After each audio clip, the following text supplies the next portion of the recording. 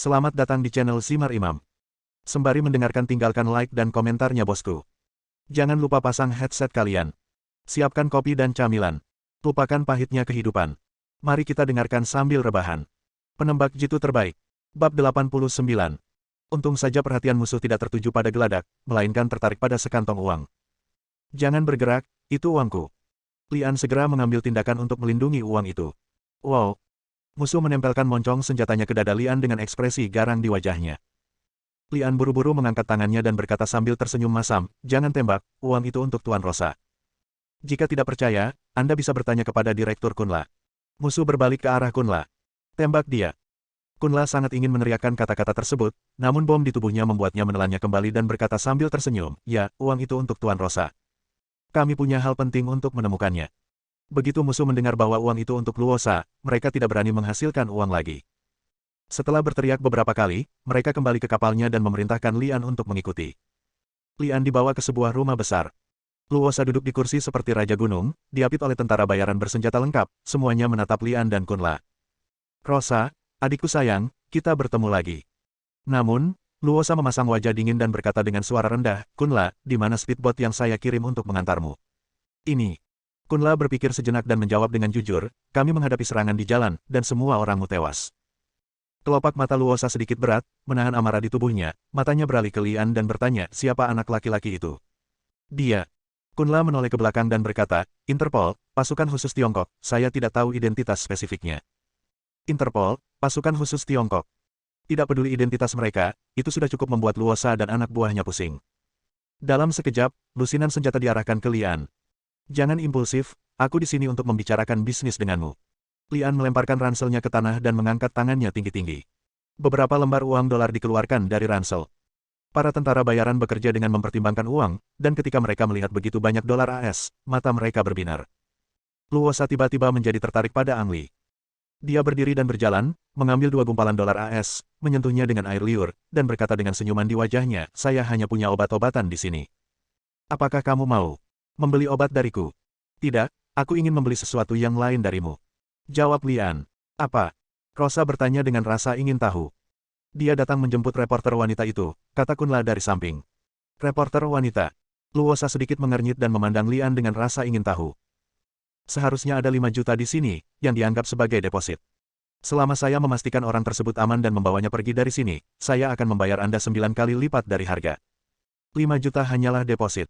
Ia rela merogoh kocek 50 juta dolar AS untuk seorang reporter wanita. Rosa bergumam dalam hatinya. Namun Kunla diam-diam berteriak, "Guru, itu semua uang saya. Bagaimana? Apakah kamu bersedia melakukan bisnis ini denganku?" Lian bertanya. "Wow." Rosa membuat uangnya berdering. Dia tidak kekurangan uang, tapi siapa yang tidak suka memiliki terlalu banyak uang? 50 juta dolar dihabiskan hanya untuk membeli seorang wanita, dan Rosa menganggap bisnis itu menghasilkan keuntungan. "Kenapa aku harus percaya padamu?" tanya Rosa. Lian mengangkat bahu dan berkata, "Kamu tidak harus percaya padaku, tapi kamu harus percaya pada uang." "Percaya pada uang?" Mulut Luosa bergerak-gerak. "Oke, aku akan melakukan bisnis ini denganmu." Lian merasa lega. Kesediaan Rosa untuk berbisnis dengannya setidaknya berarti reporter wanita itu masih hidup, yang merupakan sebuah berkah. "Bolehkah aku bertemu dengannya dulu?" Lian bertanya. "Persyaratan ini masuk akal dan masuk akal. Kunci dalam berbisnis adalah membersihkan uang dan barang. Saya sudah memberi Anda deposit, tetapi tidak masuk akal jika Anda tidak mengizinkan saya melihat barang tersebut." Rosa melambaikan tangannya, dan seorang tentara bayaran berlari keluar. Tidak lama kemudian, dia menepi reporter wanita dengan tas hitam di kepalanya. Lian berjalan mendekat. Dengan puluhan tentara bayaran dan puluhan senjata, Luosa tidak mengkhawatirkan apapun dan membiarkan Ang Li berinteraksi dengan reporter wanita tersebut. Jenderal Lian melepas tas kain hitam dari kepala reporter wanita itu. Reporter wanita itu berkedip keras untuk beradaptasi dengan cahaya di ruangan itu, dan sangat bingung saat melihat Lian. Lian mengulurkan tangan dan membantu reporter wanita itu merapikan rambutnya.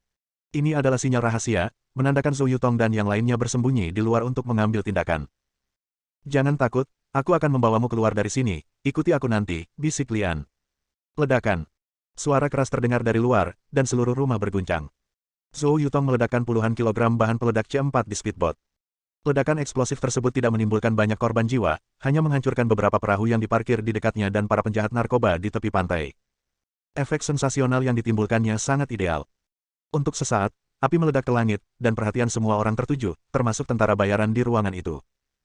Hampir pada saat ledakan, Lian melemparkan reporter wanita tersebut ke tanah, diikuti oleh seorang penyapu, dan menendang tentara bayaran yang mengawal reporter wanita tersebut ke tanah. Segera setelah itu, Lian bergegas ke depan, mencabut belati lawan, menyayat tenggorokannya, dan melemparkan belati tersebut ke arah Luosa. Engah! Luosa bereaksi sangat cepat. Saat dia melihat Lian menjatuhkan reporter wanita itu, dia menarik Kunla untuk memblokirnya. Lian tidak sempat melihat efek pelemparan belati, dia mengulurkan tangan dan menarik senapan otomatis milik tentara bayaran itu, lalu berbaring setengah di tanah dan menembak ke dalam rumah sampai semua peluru di magasinnya habis. Berjalan. Ang Li berteriak pada reporter wanita itu, membuang senapan otomatis di tangannya, dan mengulurkan tangan untuk mengeluarkan pistol tentara bayaran itu. Seorang tentara bayaran baru saja berhasil lolos dari ledakan peluru, dan sekarang dia hendak menembak Lian dengan senjatanya. Tengah. Peluru penembak jitu terbang dari jendela dan meledakkan kepala tentara bayaran itu. Tanpa melihat, Lian tahu bahwa penembaknya adalah Zhou Yutong. Dia berkata dia akan melindungi keselamatan Lian, dan dia memenuhi janjinya kali ini. Ayo pergi. Lian berteriak pada reporter wanita yang belum pulih. Setelah dimarahi oleh Lian 2 kali, reporter wanita itu akhirnya sadar, berjuang untuk bangkit dari tanah dan bergegas menuju Lian. Lian memegang reporter wanita itu dengan satu tangan dan bergegas keluar, sambil memegang pistol dengan tangan lainnya dan menembaki musuh di luar. Ada terlalu banyak musuh. Bahkan dengan perlindungan Zhou Yutong dan 4 orang lainnya, jalan Lian dengan cepat diblokir dan dia terpaksa terpojok. Haha. Peluru di pistolnya juga sudah habis saat ini. Apa yang harus kita lakukan sekarang? Reporter wanita itu bertanya tanpa daya.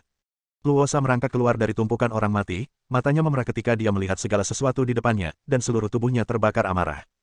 Dia berteriak dengan marah, bunuh anak itu, bunuh anak itu. Lian memutar matanya dan melihat sekeliling, membuat keputusan tercepat dalam pikirannya. Tangki. Mata Lian berbinar dan dia melihat ke tangki yang berjarak 20 meter. Bertarung. Setelah berteriak rahasia, Lian berkata melalui komunikator, aku akan ke tank, lindungi aku. Bab 90. Diterima. Suara Zhou Yutong terdengar. Dikelilingi oleh ratusan musuh, hanya 20 meter menjadi tempat kematian yang tidak dapat diatasi. Ditambah dengan fakta bahwa ada seorang reporter wanita di sampingnya, kecepatan Lian melambat setidaknya setengahnya. Lian memegang tangan reporter wanita itu dan dapat dengan jelas merasakan keringat di telapak tangannya dan denyut nadinya yang berdebar kencang, jadi dia berbalik dengan senyuman santai dan berkata, jangan takut, saya akan membawamu keluar dari sini. Ya, mata reporter wanita itu berair. Untuk dapat melihat bangsanya sendiri dan diselamatkan saat ini, dia harus berterima kasih kepada Ibu Pertiwi yang kuat di belakangnya. Tarik napas dalam-dalam dan segera keluar bersamaku saat aku menghitung sampai 3, apakah kamu mengerti? Lian bertanya. Reporter wanita itu mengangguk. 1. Lian menghitung dengan lembut. Reporter wanita itu menarik napas dalam-dalam. 3. Lian melewatkan nomor 2 sampai 3. Reporter wanita yang baru saja menarik napas dalam-dalam dan tidak sempat meludahkannya ditarik oleh Lian dan berlari keluar. Maaf. Reporter wanita itu benar-benar bingung. Gerakan Lian yang sangat sulit membuatnya melupakan segalanya, termasuk rasa takut, dan secara naluriah mengikuti Lian ke depan. Kicauan, kicauan. Peluru beterbangan seperti tetesan air hujan. Zhou Yutong mencoba yang terbaik untuk membantu Lian menghadapi senjata dan perlengkapan senjata berat yang berbahaya. Long San dan yang lainnya juga menggunakan kekuatan mereka sendiri dan mencoba yang terbaik untuk melindungi Lian. Berhenti. Lian bersandar di tangki dan menghela napas panjang. Sungguh mengasyikkan sekarang hingga jantung kecilnya hampir melompat keluar dari tenggorokannya. Apakah kamu terluka? Lian berbalik dan bertanya pada reporter wanita itu. Reporter wanita itu menggelengkan kepalanya, tapi dia terlalu gugup untuk berbicara. Lian tersenyum, memanjat dan membuka pintu atas tangki, lalu menarik reporter wanita itu masuk. Sial, sial, sial. Suara itu terus sampai ke telingaku. Terlindungi oleh lapisan keras tank, Ang Li tidak perlu khawatir peluru akan melukai mereka berdua, namun lain halnya jika musuh menggunakan senjata berat. Oleh karena itu, Ang Li harus membawa pergi reporter wanita tersebut sebelum musuh menggunakan senjata berat. Untungnya, Ang Li mempelajari banyak keterampilan di Dragon Teeth, salah satunya termasuk mengemudikan tank. Meski model tangkinya tidak sama, prinsip dasar mengemudinya tetap sama. Tak lama kemudian Lian meraba-raba untuk membuat tangki itu, mengaum dan bergegas menuju sungai. Hentikan dia dengan cepat. Rosa meraung, dan akhirnya meraih peluncur roket dan menembak ke arah tank. Wosh! Roket itu menghantam pantat tank, tapi tidak menimbulkan bahaya apapun pada Ang Li atau reporter wanita itu. Dengan perlindungan monster tank tersebut, Lian tidak takut dengan ratusan musuh. Bisa dikatakan dia akan membunuh sang Buddha ketika bertemu dengannya jejak tangki. Gulu. Tangki itu jatuh ke sungai. Sayangnya ini bukan tank amfibi canggih, tank bekas Soviet yang besar dan berat itu tenggelam saat terjun ke sungai hanya bisa membuka penutup pintu atas untuk melarikan diri. Sial, sial. 3 peluru mengenai penutup pintu atas, dan Ang Li sangat ketakutan sehingga dia mundur ke dalam tangki untuk menghindari peluru. Melalui pelabuhan observasi, Anda dapat melihat musuh yang tak terhitung jumlahnya bergegas menuju tepi sungai. Daya tembak yang kuat menekan Lian dan reporter wanita, yang terjebak di dalam dan tidak dapat keluar. Kita terjebak, pikirkan cara secepatnya. Teriak Lian. Zhou Yutong dan 4 orang lainnya juga sangat tidak berdaya. Ada begitu banyak musuh sehingga mereka tidak dapat membunuh mereka semua bahkan jika mereka mencoba yang terbaik. Selain itu, musuh telah mengetahui keberadaan mereka dan juga menggunakan senjata yang kuat untuk menekan ke-4 orang tersebut dan mencegah mereka bergerak. Bu, sial, jika harimau tidak menunjukkan kekuatannya, kamu mengira aku kucing yang sakit, kan? Lian mengutuk, memasukkan bola meriam dan menembakkannya ke musuh yang menyerang. Yo, trik ini sangat efektif. Setelah peluru meriam meledak di tengah kerumunan, musuh yang menyerbu segera berhenti, namun orang-orang tersebut tetap terus menembak. Dengeng dengungan. Saat Li sedang memuat peluru kedua dan bersiap menembak musuh, suara motor yang kuat tiba-tiba terdengar di telinganya. Itu speedboat. Lian merasa gugup. Zhou Yutong dan 4 orang lainnya berada di tepi pantai. Speedboat yang tiba-tiba keluar pastilah musuh. Diserang dari kedua sisi. Dadada. Suara tembakan senapan mesin berat datang dari sungai. Mengikuti Lian, dia melihat sejumlah besar musuh di pantai terjatuh. Salah satu milik kita. Lian sedikit bingung lagi. Ini aku, cepat naik. Sebuah suara datang dari luar tangki. Smith. Lian tidak sabar untuk bergegas dan mencium pria ini, itu hanya kelegaan yang tepat waktu. Yo. Ang Li menembakkan peluru kedua, berbalik dan berteriak kepada reporter wanita itu, cepat. Ada speedboat di depan tank. Selain Smith yang memegang senapan otomatis, ada juga orang asing di speedboat yang sedang memanipulasi senapan mesin berat. Dia mungkin juga seorang petugas polisi Interpol. Lian tidak berpikir terlalu banyak dan membawa reporter wanita itu dari tank ke speedboat. Bas, Smith memutar speedboatnya dan lari. Melihat musuh sedang mengejar mereka, Lian mendesak cepat, mereka mengejar. Smith tersenyum dan berkata, jangan khawatir, mereka tidak bisa mengejar ketinggalan. Dia mengatakan mengeluarkan radionya untuk meminta dukungan udara. Puluhan detik kemudian, sebuah drone muncul di langit dan melakukan serangan udara ke sarang Luosa, membantu Lian dan rombongan berhasil lolos dari pelacakan musuh. 20 menit kemudian, Lian dan Zhou Yutong bertemu. Kecuali Long San dan Feng Baochai yang terluka ringan, semua orang baik-baik saja. Saat Lian mundur, kulitnya tergores peluru.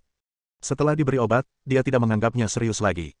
Ang Li segera mengetahui bahwa Interpol akan melancarkan serangan dahsyat ke sarang Rosa. Interpol sebelumnya tidak mengetahui secara pasti lokasi sarang Rosa, namun kini mengetahui koordinat pastinya. Apalagi Interpol telah mengorbankan banyak orang beberapa hari lalu. Lian dan partainya tidak ikut serta dalam operasi ini, melainkan mengawal reporter wanita tersebut ke tempat yang aman. Setelah fajar, reporter wanita tersebut melakukan persiapan dan berangkat dengan pesawat. Dia harus menjalani konseling psikologis setelah mengatasi kejadian ini. Reporter wanita dengan selamat meninggalkan segitiga emas, yang berarti misi Lian dan partainya telah selesai, tetapi ketika 5 orang bersiap untuk mengungsi, Smith menemukan mereka lagi. Bagaimana situasinya? Zhou Yutong bertanya. Smith berkata dengan wajah berat, ini berjalan sangat baik. Kami menggerebek sarang Rosa dan menyita beberapa ton obat-obatan. Banyak sekali obat-obatan. Lian tercengang. Berapa banyak orang yang akan terbunuh jika ini dijual? Sayang sekali Rosa melarikan diri, dan kami mengorbankan saudara laki-laki Xiang Ming dalam proses berburu, kata Smith dengan rasa kasihan di wajahnya, berhenti sebentar, dan memohon, penembak jitu itu mengikuti Rosa, selama dia dengan pria itu, pada dasarnya tidak mungkin bagi kami untuk menangkap Rosa, jadi saya datang ke sini berharap Anda dapat membantu menangani penembak jitu itu. Setelah berbicara, dia memandang semua orang dengan ekspresi khawatir di wajahnya, khawatir dia akan ditolak. Bersambung.